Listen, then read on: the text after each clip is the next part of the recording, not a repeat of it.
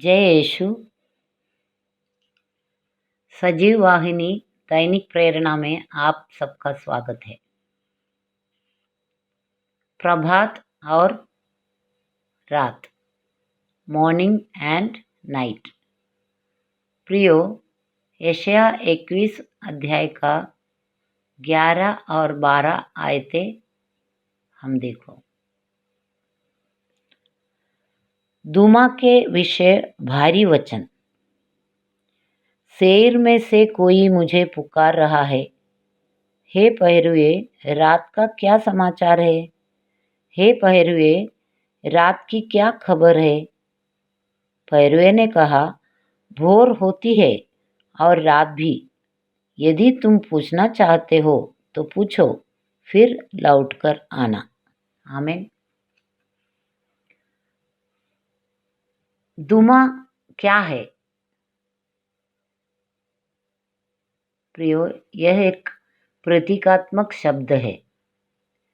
ये शब्दों का प्रयोग यशाया नबी ने एदोम के लिए कहा है। यशाया शब्दों के प्रयोग द्वारा गहरा अर्थ प्रकट करना चाहता था। वो जनता को संदेश देना चाहता था। दुमा वास्तव में एदोम है। दुमा का अर्थ है मुख, मीन्स मौन। एदोम आज भी मृत्यु के समान मौन की अवस्था में है। शेर का अर्थ है बालों वाला। इसहाक के पुत्र याकूब का भाई एसाव शेर था। उत्पत्ति 25 में कहता है, उत्पत्ति 25 और 25 वचन अपन देखो।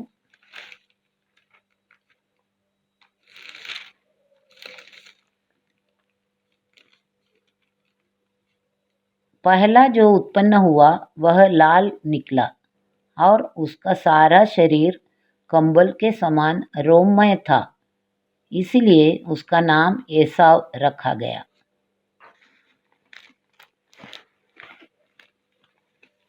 उत्पत्ति 36 के 8 में कहता है, उत्पत्ति 36 अध्याय का 8वां वचन में ऐसा कहता है,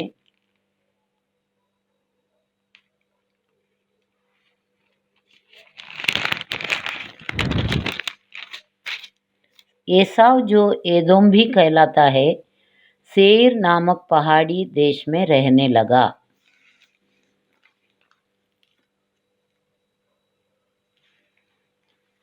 प्रियो, सेईर का दूसरा अर्थ है आंधी। सेईर का दूसरा अर्थ है आंधी। दुमा और सेईर मीन्स मौन और आंधी का नगर। इस नगर से जानकारी ली गई है, परमेश्वर के प्रकट होने का खबर ली गई है। यहस्केल 35 में, यहस्केल का पुस्तक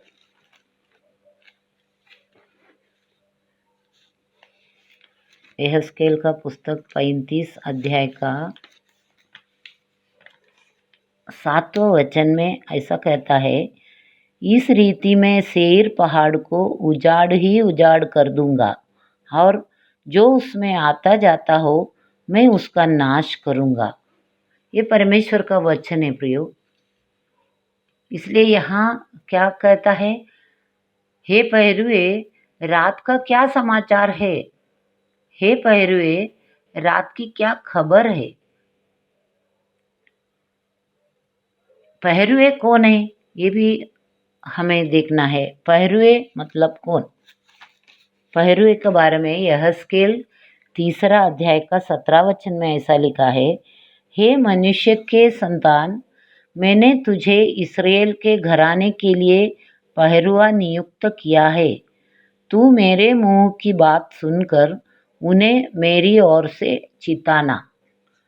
एक पहरुए मीन्स वॉचमैन बोल सकता नहीं क्या, सिक्योरिटी, वो अपने शहर के उस वक्त जो भी पहरुए किए उनको जिम्मेदारी दिया हुआ है।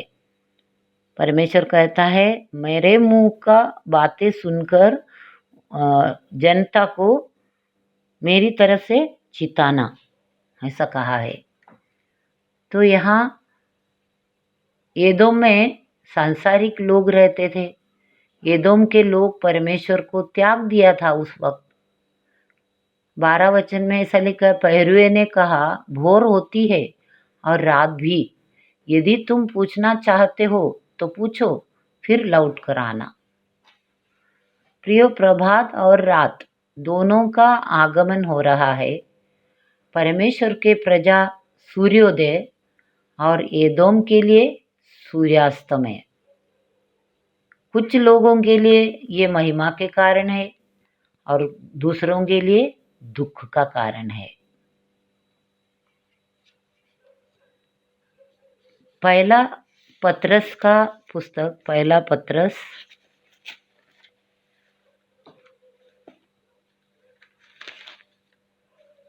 उसके 4 अध्याय का 7 वचन में ऐसा लिखा है, 4 अध्याय का 7वां वचन, सब बातों का अंत तुरंत होने वाला है, इसलिए संयमी होकर प्रार्थना के लिए सचेत रहो। ये एक वार्निंग है ना, क्या एक चेतावनी है आप और मेरे लिए। आज का समय क्या लिखा है, सब बातों का अंत तुरंत होने वाला है। प्रियो, परमेश्वर आज हमारे से पूछ रहा है कि तुम कहाँ हो और हम आज कहाँ है, प्रभात में है या रात के अंधेरे में है। आज हमें खुद को परख कर देखना है। परमेश्वर करे एदोम जैसे मृत्यु के समान मौन न रहते हुए, आंधी के समान न रहते हुए, हम परमेश्वर का इंतजार में रहकर प्रभात में मीन्स परमेश्वर के प्रकाश में जीवन जीना चाहिए। एक पहरुए के समान सतर्क रहना, निगरानी करके रहना है, ऊंचे रहना है। प्रियो, एक पहरुए के जो ड्यूटी है पूर्ण रीत से हमें निभाना है। वक्त बहुत कम है, परमेश्वर आने वाला है, तो आइए अपन परमेश्वर के वचनानुसार पहरुए समान प्रभात के साथ रहे, म्हणजे प्रकाश में रहे, सूर्योदय में रहे, ताकि जब परमेश्वर आएंगे तो हमें साथ जाने के लिए अवसर मिले। आमीन, आमीन।